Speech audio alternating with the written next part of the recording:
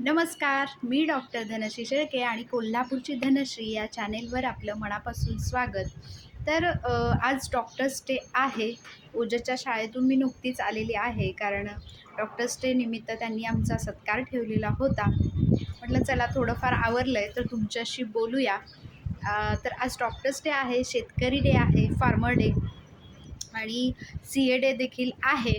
तर या निमित्तानं म्हटलं एखादा महत्त्वाच्या विषयावर तुमच्याशी हितगुज करावं. आभाळ आलेलं आहे, पावसाचं वातावरण झालेलं आहे. तर स्त्रियांच्या संदर्भात एखादा वेगळा मुद्दा घ्यावा अशी माझी इच्छा झाली, की म्हटलं स्त्रिया दागिने घालतात. नुकतीच वटपौर्णिमा झालेली आहे.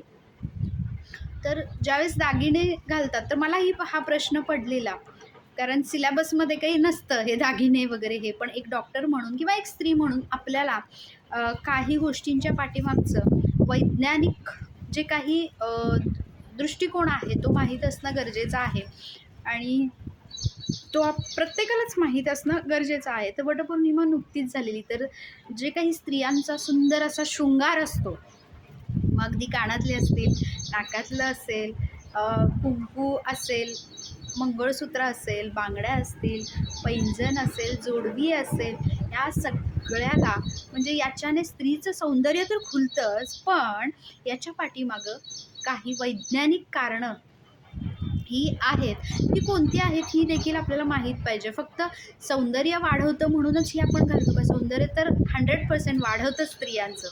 पण याच्या व्यतिरिक्त त्याच्यामुळे स्त्रियांच्या शारीरिक किंवा मानसिक स्वास्थ्यावर खरोखर काही परिणाम होतो का? तर तो पॉझिटिव्ह किंवा चांगला परिणाम कोणता, हे थोडक्यात मला जेवढी माहिती आहे ती तुम्हाला मी सांगण्याचा प्रयत्न करते.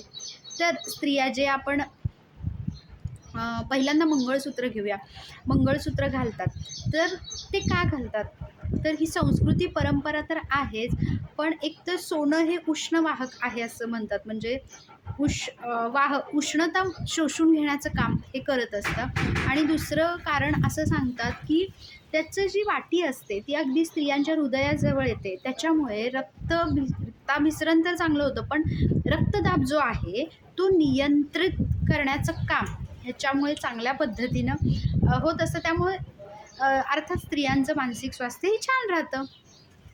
दुसरा मुद्दा असा, की मग अंगठी का घालतात? तर अनामिकेत आपण जी अंगठी घालतो, या अनामिकेमध्ये त्याचा डायरेक्ट संबंध हा असं म्हणतात, की हृदयाशी त्याची रक्तवाहिनी जोडलेली असते आणि त्याच्यामुळं देखील रक्तदाब नियंत्रणात येतो आणि जे काही रक्ताभिसरण आहे, ब्लड सर्क्युलेशन, ते व्यवस्थित होतं.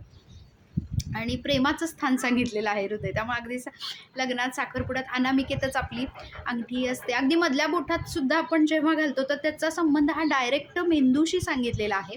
म्हणजे स्त्रियांचं मानसिक स्वास्थ्य व्यवस्थित राहावं, मज्जासंस्थेशी सांगितलेलं आहे. त्याच्यामुळे स्त्रियांचं जे एकंदरीत मानसिक स्वास्थ्य आहे ते व्यवस्थित राहावं, हा उद्देश असावा किंवा आहेच, कारण त्याचं ते सायंटिफिक कारण आहे. नंतर जोडवी घालतात किंवा पैंजण घालतात स्त्रिया, त्या घातल्या पाहिजेत. त्याचं कारण असं, अर्थात काहींना ह्या अंधश्रद्धा वाटतील, पण हे वैज्ञानिकदृष्ट्या आहे, हे खरं आहे. ज्यावेळेस आपण जोडवी घालतो किंवा पैंजण घालतो तर त्याचं जे हालचाल आपण करत असतो त्याच्यामुळे तिथं जी त्याची मूवमेंट होत असते, त्याच्यामुळे तिथलं सर्क्युलेशन वाढत असतं. आणि असं म्हणतात, की पैंजणाच्या त्या सारख्या हलण्यानं त्याचा डायरेक्ट जी रक्तवाहिनी असते ती गर्भाशयाच्या पिशवीशी जोडलेली असते आणि त्याच्यामुळं जे काही पिरियड्स, मेन्स्ट्रुअल पिरियड आपली असते, मासिक पाळी असते, त्याच्यामध्ये जे काही पोटात दुखणं असेल किंवा मुलांसंबंधी वगैरे जे काही प्रॉब्लेम बेबीच्या संदर्भात असतील ते सुद्धा दूर होतात असं वैज्ञानिकदृष्ट्या म्हटलं जातं आणि आयुर्वेदात सांगितलेलं आहे. म्हणजे त्याच्या पाठीमागची ही कारणं आहेत. त्यामुळे पिढ्यानपिढ्या स्त्रियांचे या दागिन्यांमुळं सौंदर्य तर खुलतंच, पण मानसिक शारीरिक स्वास्थ्य कशा पद्धतीनं छान राहतं हे सांगितलेलं आहे. बांगड्या देखील आपण घालतो, तर बांगड्या जसं काम स्त्रिया करतात त्यावेळेस त्या हालत असतात सारख्या आणि त्याच्यामुळे देखील असं म्हणतात ब्लड सर्क्युलेशन वाढून मानसिक स्वास्थ्य छान असतं. म्हणजे एवढी तरी माहिती मला आहे. मी ती काढून घेतलेली आहे किंवा माहिती करून घेतलेली आहे. एक स्त्री म्हणून आपल्याला या गोष्टींची माहिती असणं गरजेचं आहे. तुम्हाला मला नक्की सांगा की ही माहिती कशी वाटली आणि कमेंट बॉक्समध्ये मला नक्की सांगा. तुम्हाला माझे व्हिडिओ आवडतात का? आवडत असतील तर लाईक, शेअर, सबस्क्राईब करायला विसरू नका. आपण इथेच थांबूया. पुन्हा भेटूया एका नवीन व्हिडिओमध्ये. तोपर्यंत नमस्कार.